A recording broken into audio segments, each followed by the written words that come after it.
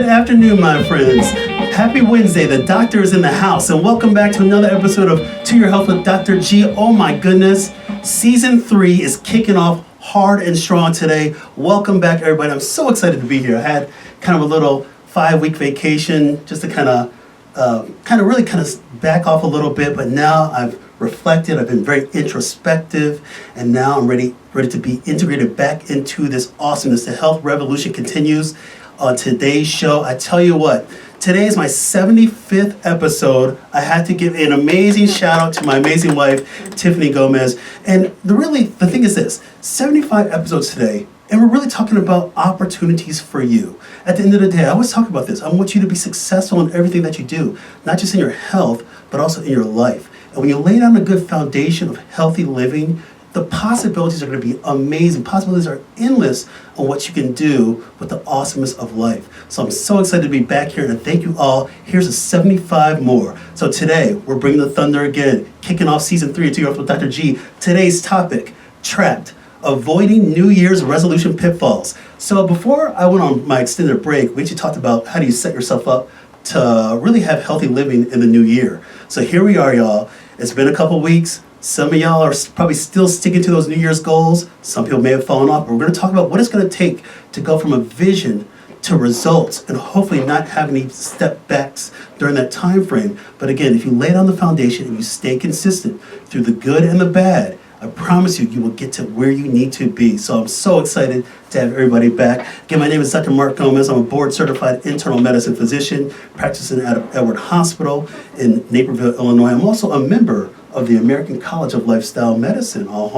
Because it really is about lifestyle, setting the foundation for success. And everything that you do, whether it's like what you're doing with your relationships, your nutrition, your diet, your sleep, your exercise, so many things have so much to do, and they're so interconnected in your ability to succeed in your health and well-being. Of course, as always get your physical. New year, new you, new opportunities. Get your physical if you haven't had that done. So 75 episodes. I'm so grateful, and I want to thank all my guests that have been on the show before, all my guests here that you'll meet in a few moments. They've been on here before, and all my future guests is going to be awesome. So welcome back again. Before we get started, I want to just hit you with a quick disclaimer. The content of To Your Health with Dr. G is for informational and entertainment purposes only, and that the content is not intended to be a substitute for professional medical advice, diagnosis, and or treatment. Further details can be found at www.toyourhealthwithdrg.com/disclaimer. So here we are. Trapped. We've all had that feeling, and you're going to hear from my guests, and they're going to help break this down. We've been there. We want to have our goals. A lot of us have resolutions. Some people don't. But regardless of what direction you're going to go, we want you to have a clear direction and a clear vision on this path. So I cannot wait to break it down. As usual, we will get to one of my favorite sessions of the show each week, myths versus facts, kind of like a Q&A or frequently asked questions, but really to set the record straight. Because what we do on this show is set the foundation for building trust and delivering truth. So I want to introduce my guests today. They are amazing professionals of what they do. They've been on the show before. They are just awesome, and that's why I have you both back here, because I love you guys. You guys are amazing, and I can't do any of this without collaboration with like-minded individuals that want you to do well with your health. They truly practice that in their everyday lives with their families, their clients, you name it. They're in this to help you succeed. So I cannot wait to introduce my guests. So here we go. My first guest today, she is awesome. She and I met a couple years ago, and we have a mutual connection, and we've had just a great blossoming relationship ever since, and I'm so excited to welcome you back. You've been on this show multiple times. I just love your insight on how you break things down, but also offering that hope of opportunity to people that knowing that they have a chance to do well if they have the right mindset, but also knowing that, hey, we're not perfect, but we try to do our best, and hopefully that'll lead to some great outcomes. So I want to introduce my guest, Dr. Susie Francis Best. Let me read you her credentials because they are fierce. She is HR Inclusive Diversity Lead Consultant, ERG Program Manager at Allstate Insurance Company. She's also the founder and president of Thrive Group International LLC. Check her out, www.thrivegroupinternational.com. Dr. Best, welcome back to the show. Thank you so much. It's always good to be here, and congratulations. Oh, 75 is a big deal. I'm so excited. This is not possible with anybody. Thank you again for coming on my show. I'm at a loss of words now. It is what it is. Well, Dr. Best, tell us a little bit about your background. Where did you do your training? And then kind of what is this theme about trapped, avoiding New Year's resolution pitfalls mean to you? Sure. Basically, training as a clinical psychologist started at Wheaton College in the western suburbs, coming from St. Croix, Virgin Islands, and then went to the Chicago School of Professional Psychology and got my clinical master's and doctorate degrees, and then got a master's in business at North Park University to run a counseling center. And then went on to be a consultant, and that's where I started doing work at Allstate to help align our employee resource groups to business initiatives. But my passion is helping people go from good to great and to really realize their fullest potential, and that's what makes me happiest. So whether it's this show, doing trainings, or leadership development and coaching, which I do through Thrive, that's what I feel when I feel like I'm doing what I was created to do. So thanks for helping me feel that way today. Oh, thank you. This is awesome. So excited. I want to introduce my next guest. She's been on the show before. I'm welcoming her back. She and I found out when we started working together and collaborating that we went to the same high school. Now I'm just much older than she is. It's just the reality. But we've had a great friendship and partnership developing ever since. So I'm so excited to welcome back my next guest, Lindsey Antman, BS NDTR. She's a holistic nutrition and eating psychology coach. She's owner of Mind Body Kitchen LLC. Check her out, www.mindbodykitchen.org. Lindsey, welcome back to the show. Thanks, Dr. G. So glad to be back. Hey, it's so awesome to have you here. Tell us a little bit about your background. How'd you kind of get in the field that you're in? And maybe a few opening comments about what this theme today means of being trapped, trying our best to avoid New Year's resolution pitfalls. Yeah, so goals and resolutions, that's a big, heavy topic for some, right? And I'm excited to be here to talk about it. So I used to deal with body image issues all around, and that carried me through high school and college, and I'm truly grateful for them in the end because it led me to the work that I'm doing today, coaching clients, helping them feel their best from the inside out. So I got my Bachelor of Science in Nutrition from Illinois State University, and then I went on to become a coach through the Institute for the Psychology of Eating. So grateful for that, because without that, I wouldn't have been able to take my coaching from nutrition to so much more than what it is. And these terms that we're going to be throwing out there today, relapses, pitfalls, feeling trapped, those words really hit home for me. When I was at the height of my disordered eating and I was binge eating almost every single night, and it was like failure was a daily occurrence for me. So this feeling of why is, all that I'm doing, watching my weight, eating well, exercising my brains out, what is that doing, right? And then I'm binge eating. So learning what I've learned and taking my challenge into a success. That's why I'm here, and it's why I'm so grateful for this topic. Wonderful. Well, thank you for coming back on the show today. So there you guys go. You met my amazing panel. You know what? I've got a pen and I got some paper, and I really say this. You want to take notes. I mean, smart people take notes. Those are the words of my pastor at church, but it's true. Smart people take notes, but every day is an opportunity to learn, and I truly believe in lifelong learning. The reality is that our daily lifestyle choices matter more than a lot of people realize. And we all want success. I don't think anybody wants to be set up for failure and things, but we all want success. And there's really other things that shape things. The individual, our social surroundings help shape our behaviors and how we interact.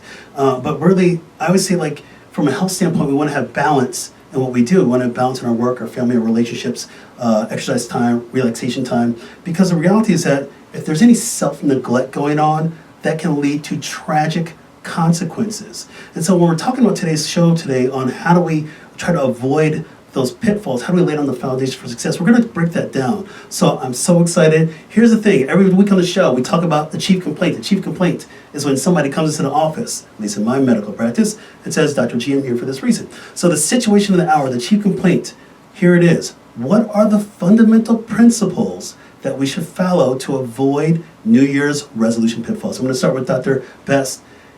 Where do we start with this topic? I mean, you're seeing clients all day long. You advise so many people. People have these goals, and sometimes the goals may be little or small or big. How do you start out by just not setting yourself up for failure from the get-go? Yeah, thinking through the topic, I was like, where do you start? So I think one of the, I have a few, but one of the top ways is to first start with making sure that why you set the goal in the first place. What is the thing you actually want to achieve, and making sure that that's what you keep in front of you. So whether your goal is I want to, I don't know, pray once a day. Well, is that just an action you want to do? Because if that's what you have, the failure rate is going to be higher. Where if you're saying, I want to feel more connected through the act of praying, then you're going to realize every time you don't do it that you're missing the very thing that you want, which is connection. So typically, if we actually keep the why in front of us, it helps us actually do the goal. And a lot of us create lists for the list's sake, but we take for granted that we know the why, so we don't force ourselves to look at the why. Why do I want to lose 10 pounds? Or why do I want to exercise more? Why do I want to call a friend a day? Or why do I want to encourage someone? Or if it's a business goal, why do I want to say good morning to my employees? If I remember, it's because I want people to feel connected with me before I walk out of the door, then that will be much more likely for me to do. I got you on that one. Susie, Lindsey, let me ask you this. Piggybacking on what Dr. Best just said, the why. I think about this, the what, and what you're saying, the what allows us to have the what, but we don't keep the why in front of us. But then how do you do, if you have the why, how do you do the how? How do you actually implement these kind of goals that we're talking about? Yeah, well, I agree with everything Dr. Best said, and the why is big. Let's take a goal, for example, weight loss. It's one of the top resolutions of the new Absolutely. year. I want to lose X amount of pounds, right? But think about why you want to lose the weight. For many people, they want more energy, they want to feel lighter, they want to be happier, they want to be confident in who they are, and they want to feel confident in their own skin. So rather than the goal being weight loss, that's not the true intentional goal. The true intentional goal is lightness, energy, happiness, and confidence. So what is going on in your whole life that's going to help you feel those things? Because if you're weighing yourself down by exercising like crazy and eating a meaningless diet, and if you lack energy because you hate your job and you're not happy because you're unfulfilled in your relationship, there's all these other things that we can look at. So not necessarily creating a step-by-step plan, because sometimes that doesn't always follow through, and I'm sure we'll get to that, but keeping the why, keeping the intention of what's truly behind your goal at the forefront of your mind is so important. One of the things I think about when I talk to my patients is striving to have balance, and you both have been mentioning things that tend to get in the way, or things, the reality is we have a lot of priorities. It might be hard to sift through it, and you can argue that, time is our biggest commodity, and you can't buy it back, and you can't buy it forward. And so how do you set that framework? Well, we know we have a lot of constraints on obligations. How do you set that forth when you're trying to now say, I need to have my discretion, so to speak, or discretionary time? How do you mix that in when you have so many obligations on the plate? I'll ask that question to Dr. Best. That's a great question. So I think with the how, if you know the why, so we'll stick with the weight loss, I want to lose 10 pounds so that I can fit back into my suit, so that I don't have to spend money I don't want, and I like what I look like better without clothes on in the mirror. Let's just be real. Whatever those whys are, then the how is those incremental. Because another pitfall I find that we all do is we have that big goal, like lose 10 pounds, but we don't have the how do I lose 1 pound. And so really break down the big goal. What are the little things that need to happen every day to make the 1 pound, to make the smaller goals? So take the big goal, and in order to lose 10 pounds, I have to lose a half a pound, I have to lose 1 pound, I have to lose something. I want to see the scale move in the direction I'd like it to move once a week or every other day. But have a smaller incremental goal first, and the other would be put on the calendar when it's supposed to happen. We've talked about this before with other things, but often we want to put on the calendar, or we feel forced to live by calendars because of work or professionalism, so we all rebel and don't put on the calendar the things that actually mean the most to us. So whether it's time with family, whether it's the weight loss we want to do, we don't end up putting that on the calendar, and so then we don't respect it. Everything else, that, to your point, all the other competing priorities get done because they're on the calendar. So break it down into much smaller increments and say, I'm going to lose 1 pound a week by putting 20 minutes on the calendar in the middle of the day. And the other thing is the accountability. Without accountability, most of us won't achieve anything. So if I say, and then I'm going to tell Lindsey that every 3 p.m. you shouldn't find me or text me at 3 p.m. and I better be walking or taking my tea or doing something, so that you have somebody who can actually check in with you. I like how you said, the smaller goals and writing them down, and you're actually talking about you have to literally create the time. And I think that's the challenge. Certainly, when I think about my patients in my practice, is how do you create it? But you just got to create it. Yeah. Like not saying like you think about it, actually do it. And I think sometimes that's the disconnect. But I love how you said, we have these other priorities because they're on the calendar already. You know when you got to be at work. You know when you have to eat lunch. You know when you have to take the kids to school and all that stuff. That's already embedded in there. Wow, that's amazing that you got to just put it down. And so I would challenge people out there that are listening to the show right now. That's one of the first things that you can do is just write something down. But I like that the consistency and the accountability part. Lindsey, let me ask you this. Let's take what Dr. Best is saying a little bit further. So say somebody is writing it down, and they're hearing us now, and we're saying kind of your short-term goals, your short-term efforts will have a cumulative effect to get your maybe a much more bigger goal. So say somebody's going to write it down right now. Should they just, what would you say if like somebody said, okay, I'm going to write it down and I'm going to blast it out to my family and my loved ones? Would that be okay to have people to be like kind of like your cheerleader? Sort of. But just to chime on what Dr. Best was saying, writing it down is awesome. It's a great strategy, but I also think there's so much more to setting goals than just writing them down and sticking to them. Going back to the intention, the why, is the goal something that you truly want to do in your heart? And is it something that you can stick to consistently?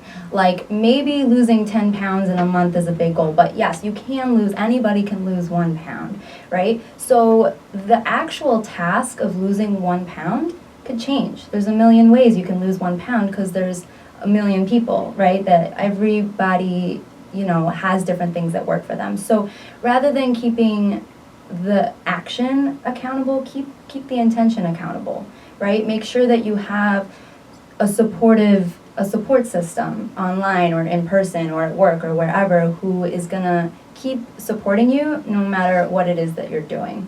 So say somebody has, some people are certainly fortunate to have those support systems, but say somebody may not have that and will be inclusive as much as possible and have equity. How does somebody who may have little support systems, how do they now implement these kind of strategies? I'll ask that question to Dr. Best. That's a good one. So one is maybe then one of the primary goals needs to be to figure out how to have a support system. Okay. Like getting outside of our heads, getting outside of our homes, getting outside of the screen. And I love the point, if the screen is your life, then find a way to have a support system on the screen. But I think then a deeper issue would be, what is causing one not to have anybody in your support system? Because I think that it makes life just difficult, period. So maybe a primary goal would be find one person who can be in your corner. You're right, the whole family might then prod you, pressure you, tease you, and not be supportive, but finding one person who can be a cheerleader with you or walk a journey together with you. So if that's like, I find so-and-so at work interesting, or find so-and-so at church interesting, or whatever, to say, it does take some vulnerability, but say, I'm just interested in walking. So back to that why. I'm interested in walking once a day. You don't necessarily have to then disclose or be overly vulnerable, I want to lose weight, but I'm interested in walking and connecting with someone. So I think it's also saying what's causing one not to have a support system, and how do you start somewhere? How do you reach out to someone for that support? And if you have no one and right now is not that time, then I've read incredible stories of how people are their own best friends. Like whether it's the writing, the taking the picture, and the saying self, we've got us. And so we've got to do this. And you kind of have to split yourself into different parts and say, one of me is this strong part and one of me is going to kick my own butt, but we're going to get it done. And I know I've read books and I've read articles on when people have had to just be their own best friend. So if that really is you, then I would say then you've got to get out of victim mode and get into superhero mode and just get it done. Yeah, I think about when I see patients in my clinical practice and we talk about this stuff, and I love for me as a doc, and I've gone from looking at just numbers, because that's how we're trained as physicians. We look at numbers and data, and you tend to forget about the person that's right in front of you.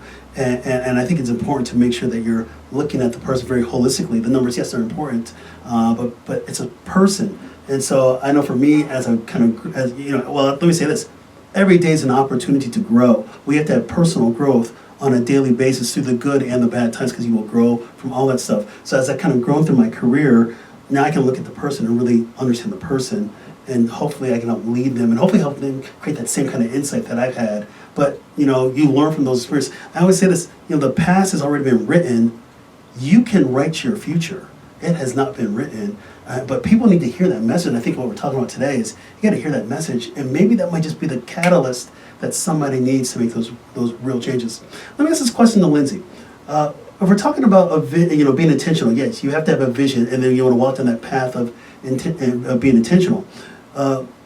But walking down that path may get you to success. We're talking a little bit about pitfalls. What happens if somebody gets success, they get the results, and they go backwards? Is that inevitable for a lot of people, for most people?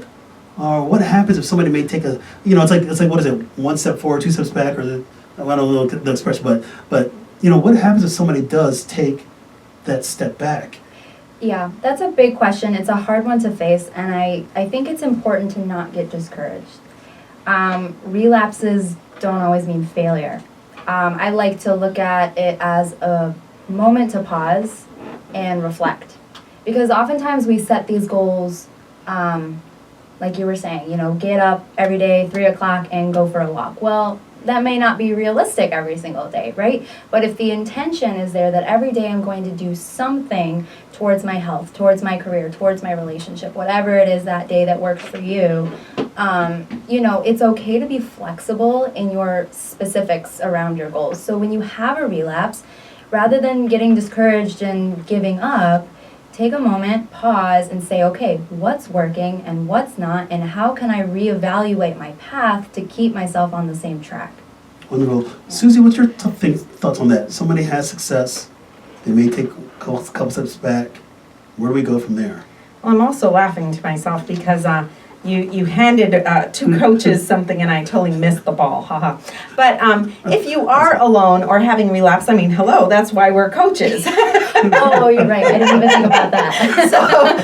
So we exist for that person who has a huge support system or who doesn't have a support system, who needs a dedicated person in their corner to focus on them. And that's what coaches are for. So coaching can help you not relapse, to be honest. Coaching can be that safe place where you can keep flexing, keep moving, keep making sure you're on par with your goal, and have somebody who's literally, yes, you are paying them, but you're paying them to be all about you and to be in your corner to ensure that you're getting the result you want.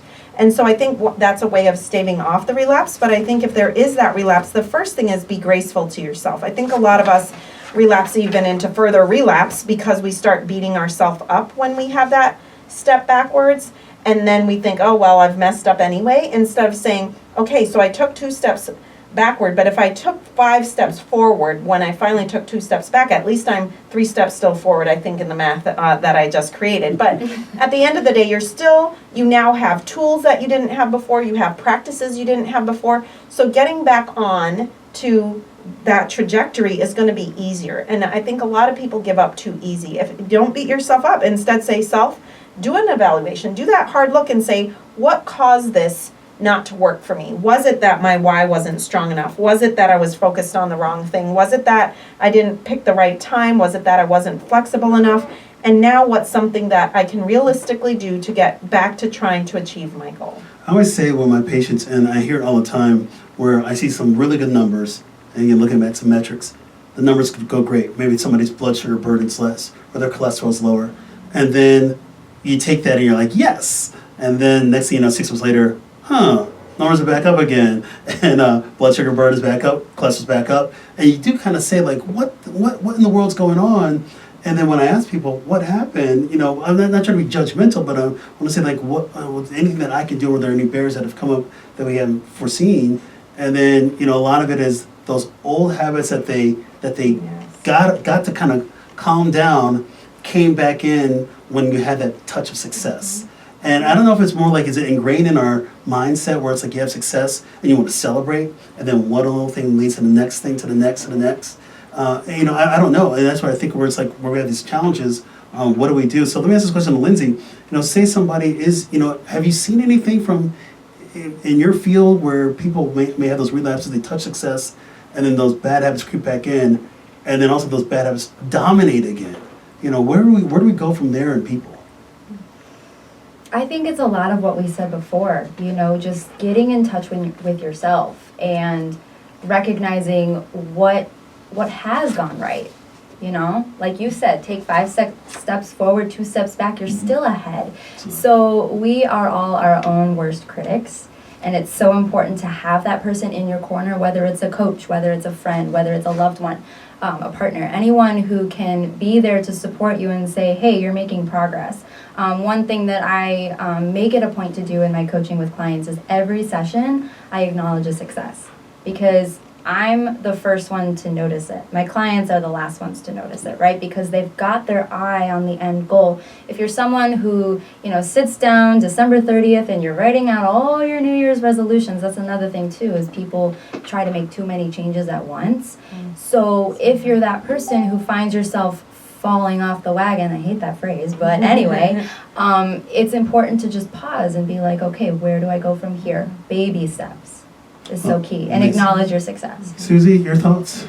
I think some of it is even further back. Some of us go into the change we're making until we're successful so that we can get the life we wanted back. And I think some of us don't realize that the change we're making has to be permanent, especially when you talk about certain physical or mental health things. So if the type of thinking I'm choosing to do gets me out of depression, and yet then I go back to, okay, now I'm feeling better, so that means I can go back to white sugar, or I can, whatever those things are, instead of realizing some of this is us actually saying goodbye to certain things and saying hello to a whole new lifestyle permanently. I think that if some of us really did whatever it is, the grief process, the reality process of, this is us saying hello to a new life permanently, because I think of either people I've coached, I think of even family members I've had with, they have the Dr. G on the other end going frustrated. My own,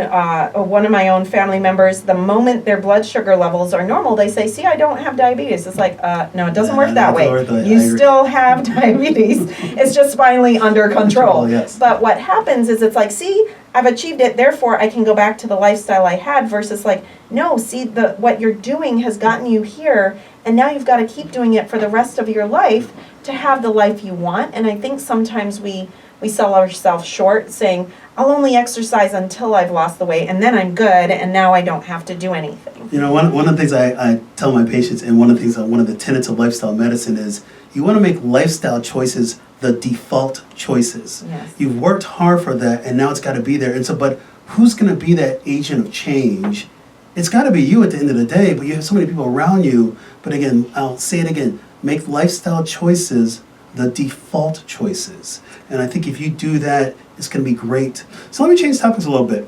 Let's talk about something, because one of the things when you think about, I want to go back to this thing about time. One of the things that we think about a lot, I'm going to use a couple buzzwords that people will like, but we got to break down self-care, we got to break down burnout. Because that's something that we see a lot, and it's across all industries.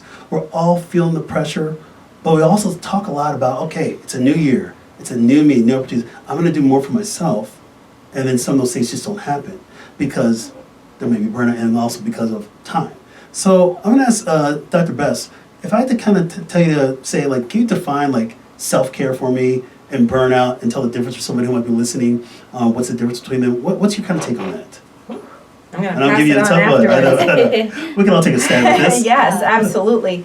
So I would say, first off, burnout is often easiest to identify when you recognize that things that used to give you energy, joy, fulfillment no longer do. So whether that's in a physical, spiritual, relational realm, if you're realizing that your go-to things aren't working anymore, that's one of the biggest signs. So the job you loved is not working, or the spouse hasn't really changed that much, but to you they're terrible, or the children, or you just have that the glass is half empty on things that used to be fulfilling.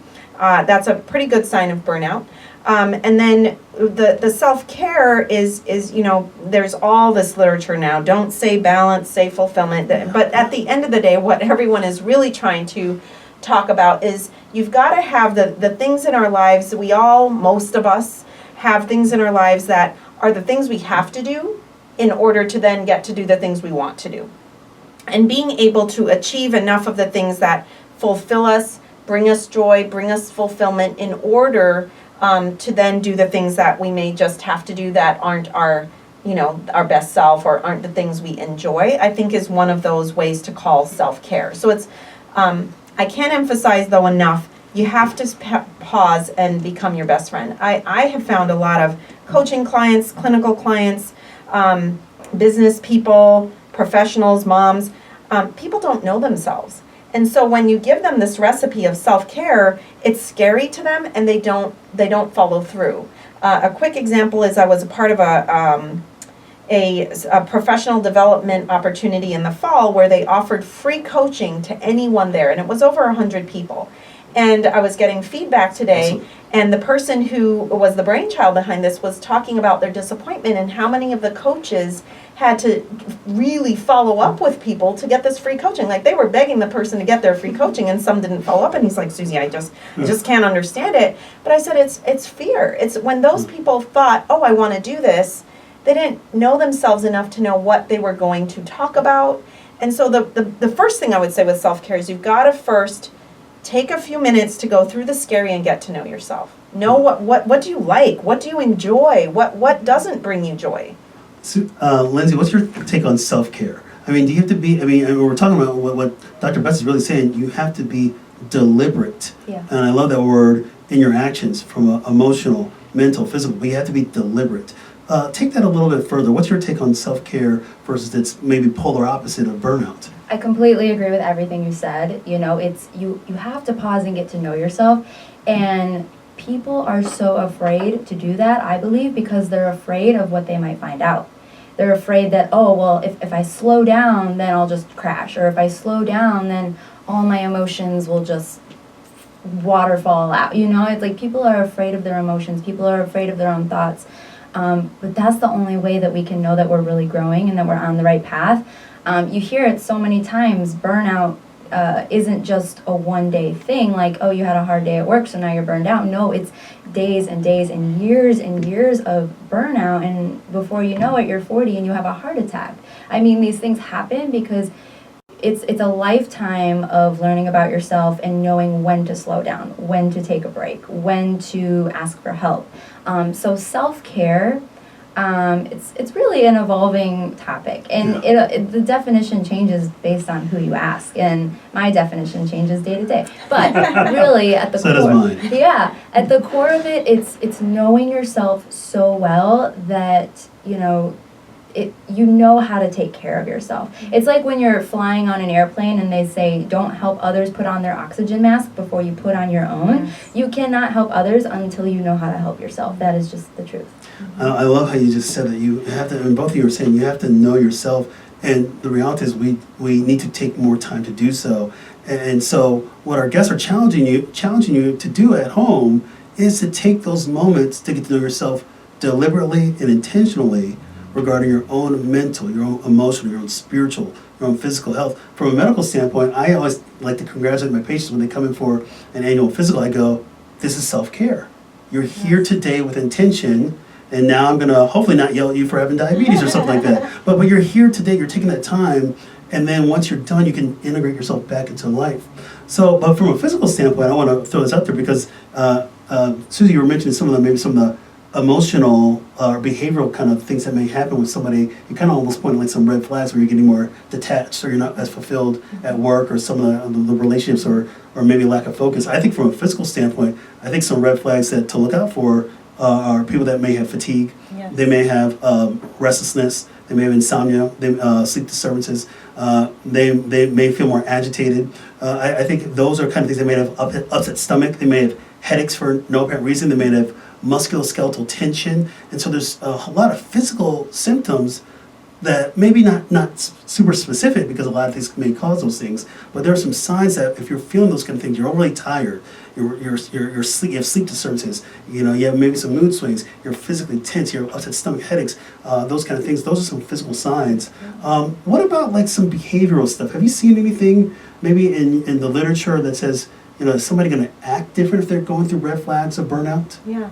No, I think you mentioned a lot of them, and I would say any more of them would be, again, similar, that if I've gone running and I'm too tired, so I think you're right. Lethargy, exhaustion are huge. Those mood swings, having that negativity, so behaving in negative ways. So not, you know, if you're getting feedback from people you work with or family members that you're not fun to be around, and you're feeling isolated, or you're feeling that no one cares. So I think those are definitely some of those behaviors of burnout, just only being able to do what exists. So if you find yourself in the car and you don't even know how you get to work anymore because it's a blur, and you don't know how you're just existing from one thing to the next. Because often, I love the point that was made, burnout comes over time. So often it's when you now are in automatic mode. You're checked out, but the car is driving itself. That I would say is a different way to talk about burnout. I would also add one of the pieces that in knowing ourselves, the other piece is advocating. And it's top of mind for me because I had a coaching session earlier this week where the client was really celebrating herself because she was able to say she's learned that although she lives a very extroverted life based on what we've talked about, she's an introvert, meaning her time alone, she's discovered in self-care means a lot to her. Her spouse is extrovert, meaning the more time he has with her and others and people, and the more people in the house, the better. So here she had a vacation, he had the same vacation, but they ended up having a family with children with them the whole time. And so self-care is knowing yourself, but then also knowing how to advocate, because within her cultural bounds and now with her spouse, she didn't want to disappoint her spouse. She didn't want to disappoint people who might see someone who wants to withdraw and be away during the holidays and have time alone. That can look like either burnout or something pathological, when for her it's like, this is my vacation, so I can go back to work with more. I can go back to work with new ideas, new energy, and when I do see you all, I can have the energy to cook or to be a hostess. And so she was so proud of herself that she picked a few times when they were going out to stay in. And yet she did, though, in self-advocacy after the first time of trying to do it, and they were like, well, what's wrong with you? And she finally said she literally had to say, I'm not feeling well. So there were like, out of the week, there were 3 days she wasn't feeling well, but that was the only way those around her could understand to leave her alone and let her be while they went out. But she said she was so proud of herself because that was self-care. She was able to advocate, and then she was able to stay at home, be quiet, do what she needed, and feel that energy again. So I want to highlight that, yes, part of self-care is not just the knowing yourself, but sometimes you've literally got to box out, fight for what you've discovered. And she's being very, very truthful, too, in that situation. So let me ask this question before we get into the myths versus facts. I want to ask this question to Lindsey. You know, we're talking about these, essentially we're choosing hopefully going down a pathway that's going to be full of successes. But at the end of the day, we have to make these changes. When I said earlier, make lifestyle changes the default ones. How do we go about creating this lasting behavior change? We're kind of framing this in the mindset of this New Year's resolutions. How do we make these things that people have right now a lasting effect? What's your take on that? Again, I think it all comes back to baby steps and not trying to take on too many things at once, because if you start small, eventually that small thing that you've overcome becomes a habit. So it's not something you have to think anymore, and then you can add on the next layer and the next layer and the next layer. So I'll give a personal example. One of my New Year's intentions is to meditate. And I've talked about meditation and mindfulness and all that, but it's kind of a big thing to grasp. We understand what it is, but do we really? Until we actually do it.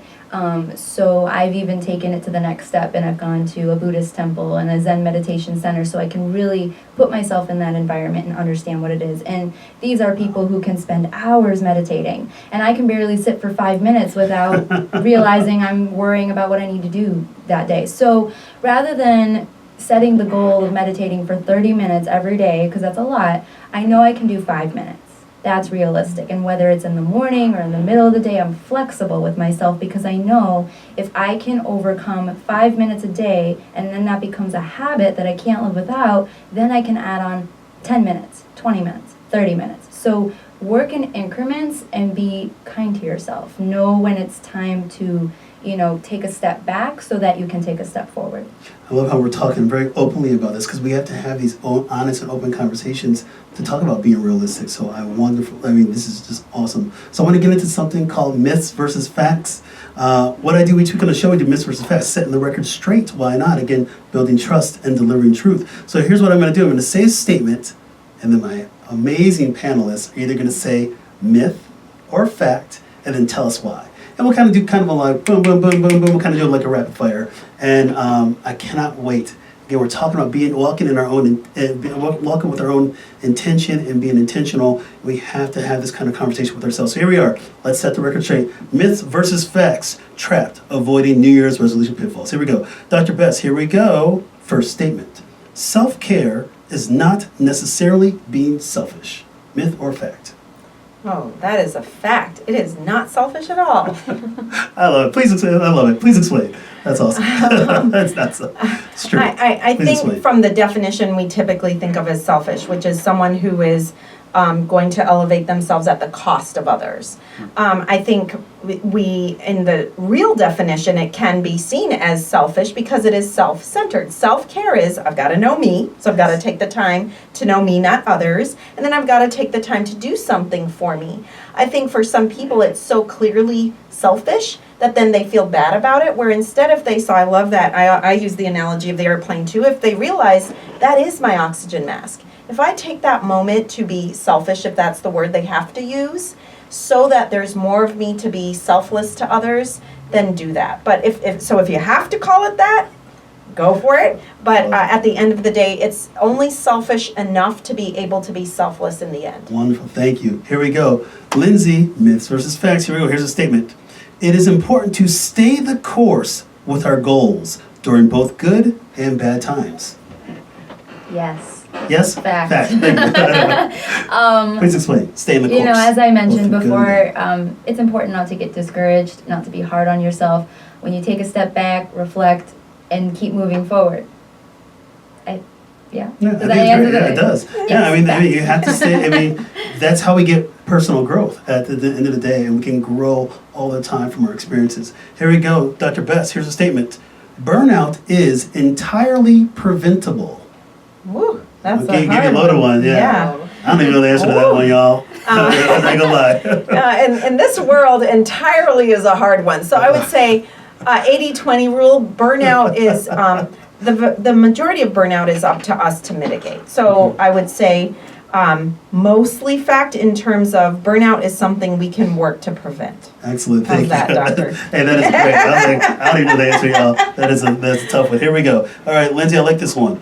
People will not change unless they truly want to change. Totally a fact. Please explain. You can't make anybody do anything they don't want to do or anything that they're not ready to do. So you have to want it within yourself. Wonderful, thank you. Here we go. Next statement. I like this one for Dr. Best. Being busy is a decision. Our priorities dictate what we choose to do. Oh, that's 100% fact. Please explain. I heard I think it was a podcast that said that the person would not use the word busy anymore. And so it's almost, it's in terms of how we define ourselves. And so I committed to, it's been almost a year where I won't say, oh, I'm so busy, or how are you? Life is busy. So I'll say life is full. And it's been awesome to see, just even by stopping, by defining ourselves as human doings, not human beings. So yes, busy is something that we decide because we use society pressures or other messages that we have to do everything, when really we have to be born and we have to die, and everything else in between does have some level of choice to it. Wonderful, thank you. Here we go. We'll do a couple more of these. Lindsey, I like this one here. Here we go. Sometimes we just need to get out of our own way to avoid relapsing on our New Year's goals.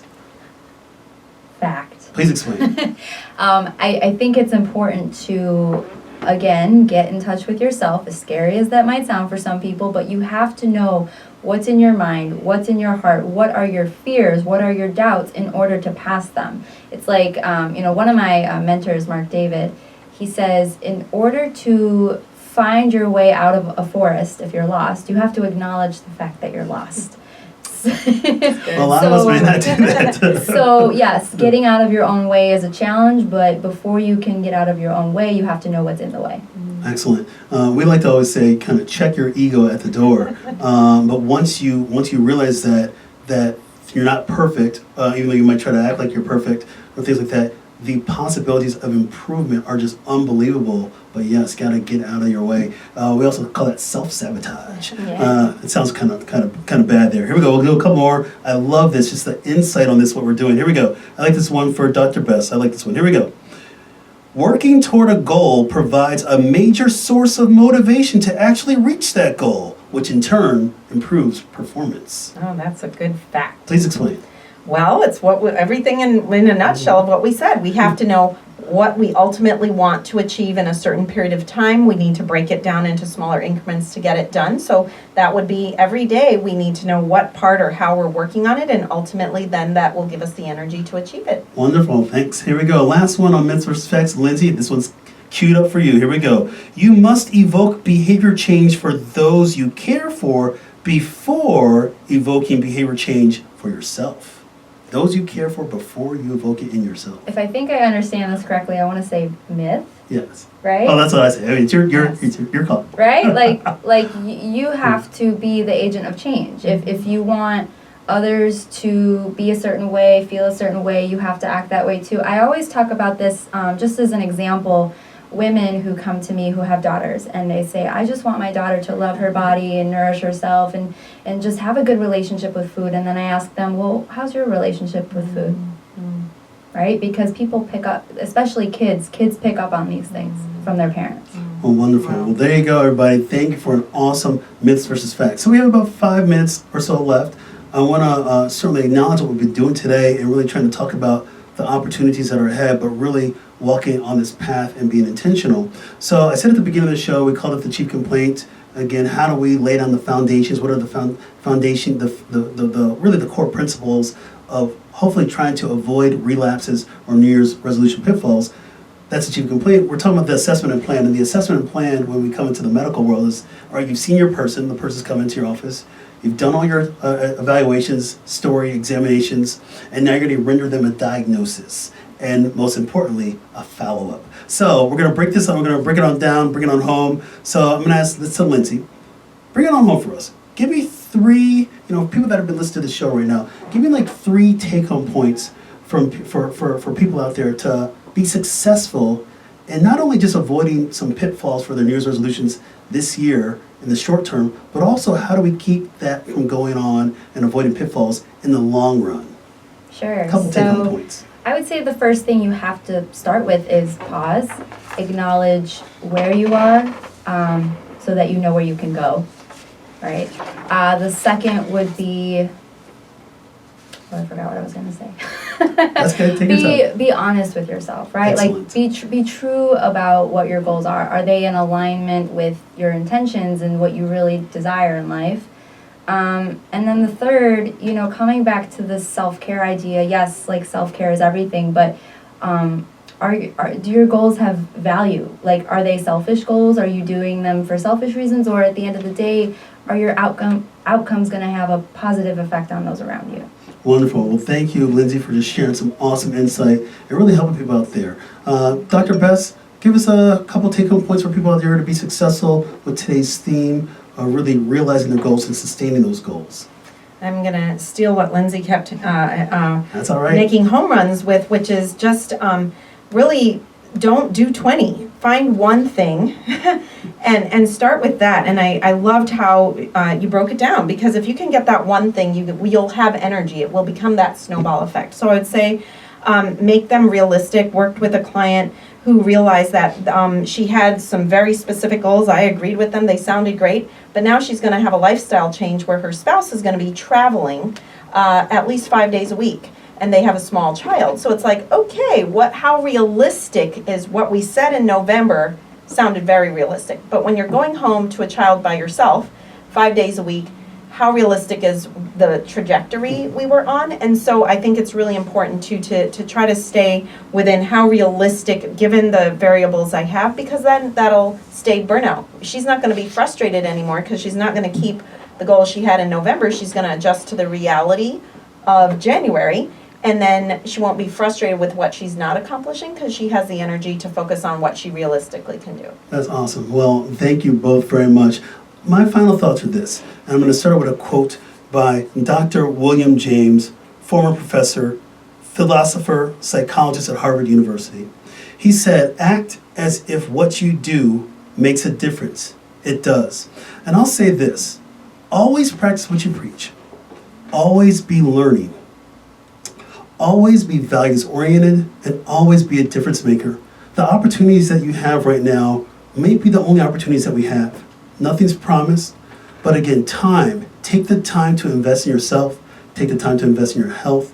Take the time to invest in your loved ones. Take the time to value your relationships. When you do that, the fulfillment that you have will be amazing, and you'll get to those goals. So I want to thank my guests today. This has been awesome. Lindsey Antman, let me read her credentials again. Lindsey Antman, holistic nutrition and eating psychology coach, owner of Mind Body Kitchen LLC. Check her out. www.mindbodykitchen.org. My great friend, Dr. Susie Best. Check her out. She's Allstate Insurance Company, but founder and president of Thrive Group International LLC. Check her out at that site, www.thrivegroupinternational.com. Hey y'all, this has been a great show. So you've been listening and watching live on Facebook at intellectualradio.com. This episode is written by Mark D. Gomez, MD, and Tiffany E.R. Gomez. Producer is Tiffany E.R. Gomez. Music is by the wonderful Mr. Havis. Copyright 2020 by MDG Wellness LLC. All rights reserved. Stay tuned for my next episode next week. The title is Seeing 2020 in 2020. Hey, check me out on my Facebook page. Check me out everywhere, www.drmarkgomez.com. Thanks for tuning in, guys. Stay well, stay blessed, and peace out.